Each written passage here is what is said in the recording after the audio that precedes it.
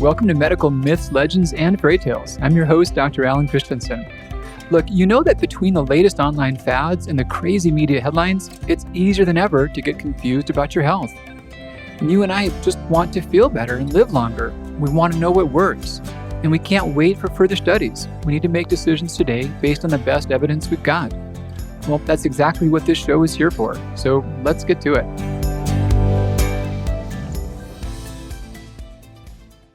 Hey, Dr. Alan Christianson here with you. So let's go deep into seafood and iodine. If I had the proverbial magic wand and I could choose which foods we needed to avoid and which ones we couldn't, I would choose this one differently. It breaks my heart. There's such clear evidence about the benefits of seafood in the diet. And we think a lot of these benefits translate into omega-3 fats. So I'll talk a bit more about other ways to get the omega-3 fats, but seafood is one of the higher categories in terms of its iodine content. Now, for the average person, it's not that large of a contributor to their total iodine burden. And that's because people don't generally eat seafood that often. Most health authorities are encouraging people to have some twice a week, and most fall short of that. If we were having it many times per day, we would be getting a lot. And kind of interesting thought, but we know there's a large range in people's tolerance for extra iodine. And as a general concept, those that can't tolerate extra are the ones who are prone to get thyroid disease.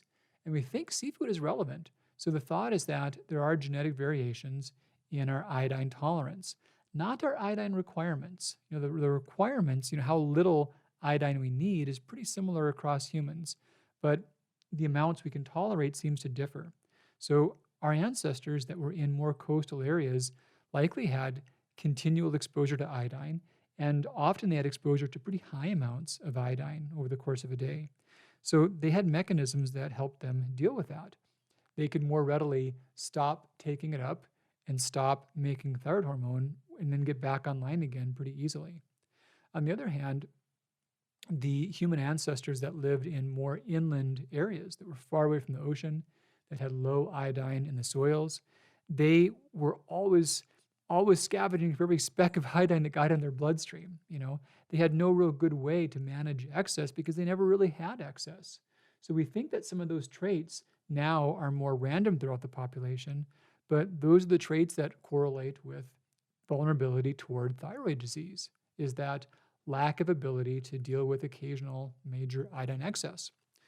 So seafood. So there are two fats that we require that our bodies cannot manufacture. And these are alpha-linolenic acid and linoleic acid. And these are also called omega-3 precursor and omega-6 fats. And besides these two, every other fat you've heard about can be useful, but your body can make it. So we hear about palmitic acid or stearic acid or short-chain fatty acids and how powerful these things might be.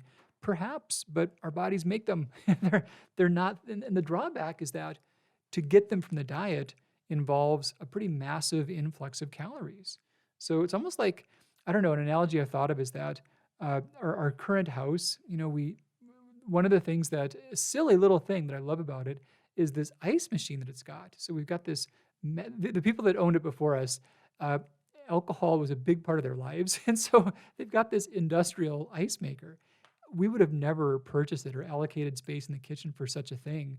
But now that we've inherited it, we love it. I love ice and, just cold beverages all the time. So these big, massive little helmet ice cubes that are always there. Like if we go, my son and I go backpacking or we go on a car camping trip, we've got ice for days. We can fill up the coolers. We can fill up the Camelback. So, but the thing is, I wouldn't go buy ice from the store right now.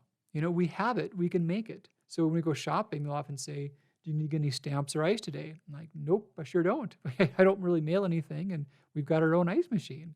So it's the same way for fats in the diet. You've got to spend money on your calories. That's a liability.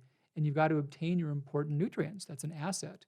And a lot of dietary fats are just kind of like me buying ice in the store. Like, well, why would I? I've got a great ice machine at home. So, why would you expend a lot of calories on these various fats when you make them in your body all day long?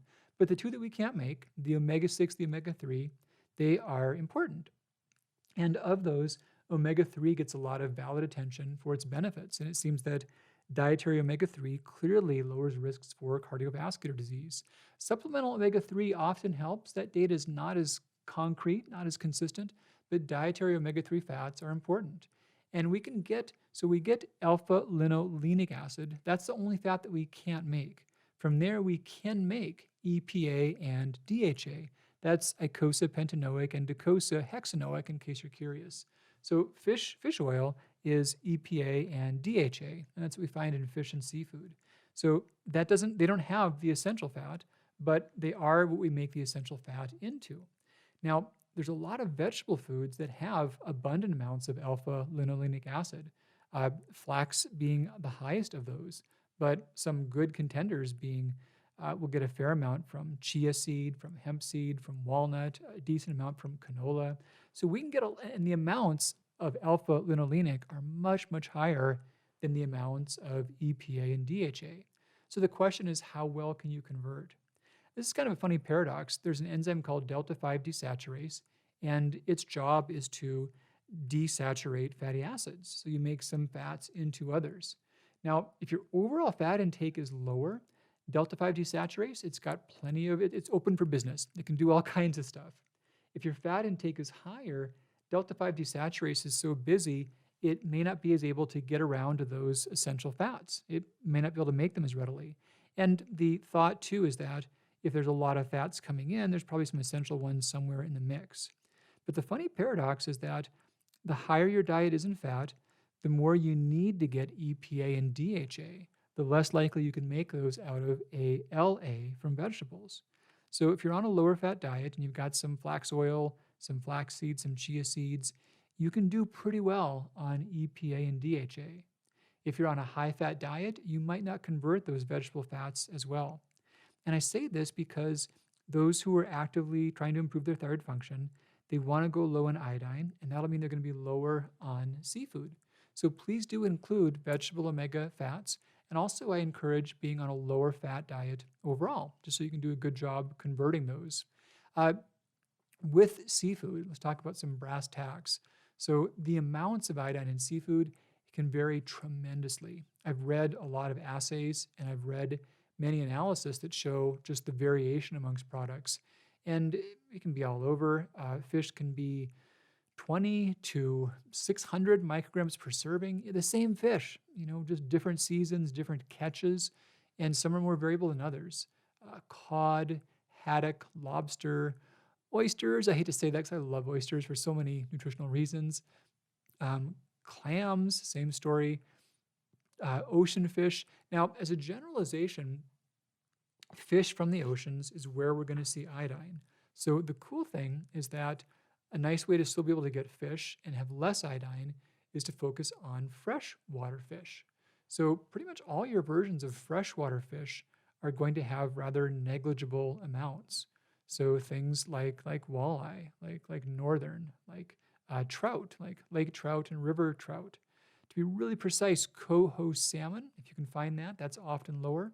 And the few things that are from the ocean are also rather low. Yellowtail, flounder, rockfish tend to be low iodine. Scallops are quite low. Catfish, not from the ocean, also a low one. Tilapia, also lower in iodine. And then there's some things where the amounts we consume are just not all that high. So anchovies. Anchovies have a low to moderate amount of iodine per gram, but we don't consume that many grams of anchovies. When's the last time you had like a massive sandwich with like 4 ounces of anchovies on there?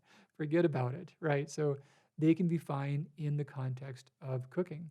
And one of my big discoveries when I was writing the last book was I fell in love with squid steaks.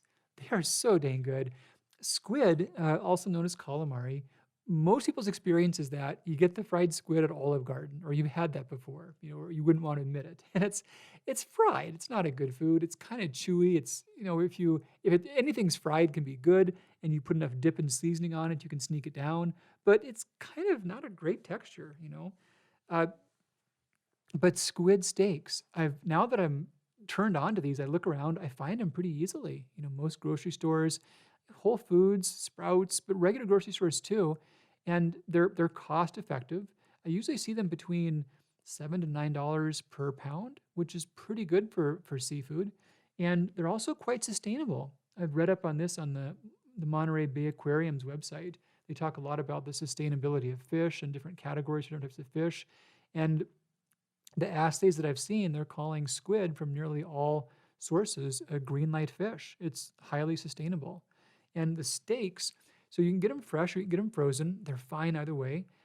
They're you can't see my hands here, but they're rectangles. They're about the size of a Pop Tart, a little bit bigger than that, a little bit thicker, but about that size and shape. Yeah, they're rectangles, probably about 3.5 inches by 7 inches and maybe half of an inch thick.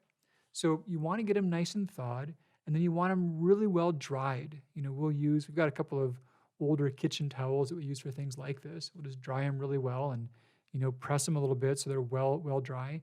And then you just sear the heck out of them. So I'll get one of our cast iron skillets and just get it really hot. A fine mist of a heat-resistant oil like a canola or an avocado oil. And I'll get that puppy just hot. And the squid, a quick sear of a couple minutes on one side, turn it over and a good sear on the other side. And as it's searing, then I might put on some fresh garlic, some garlic powder. I've also done this with basil to really good effect. Also, I've done it with just like lemon and pepper. I think that's my favorite. So yeah, just cook it once. I would salt it a bit first. So I put some diamond kosher salt on each side of it after it's been dried, just a light dusting of it, and then give it a really hot sear for about 2-3 minutes. Turn it over and give it about a minute or so of a sear. Give a squirt of some fresh lemon juice on there, another minute or so, and that's it. Some fresh ground pepper, and it's ready. The texture is really nice. So it's not flaky, it's more solid, but not in a bad way. It's solid in a really good way. And it's really not a strong fishy taste. It's a very neutral flavor. You could use that in so many other ways. If you were to cut that, you could do stir fries or seafood stews, or pretty much any place you could use white meat, you could use some of that squid. But that's one of my favorite low iodine versions of seafood. So yeah, so seafood has a pretty fair amount. Oh, one more cool trick. Shrimp is generally low when it's boiled. So when shrimp has more surface area that's exposed to water, that will leach the iodine from it.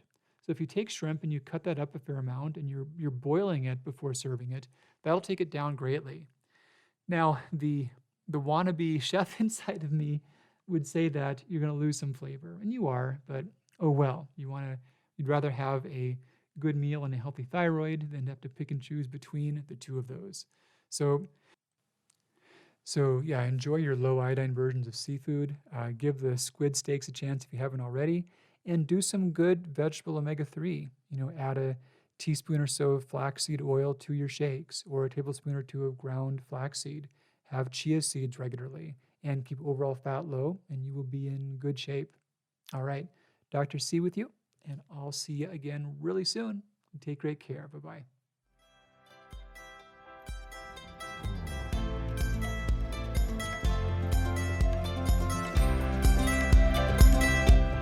Hey, Dr. Christianson here. Thanks so much for joining me for another episode. Is there a topic you'd like me to cover? I'd love to hear from you. Just go to Dr. Alan Christianson on Facebook or Instagram, write your question, and use the hashtag #MedicalMyths. Did you find this show helpful? If so, please take a minute and leave us a rating on iTunes so that others can know. Thanks much, and I'll be back with you real soon. Bye-bye.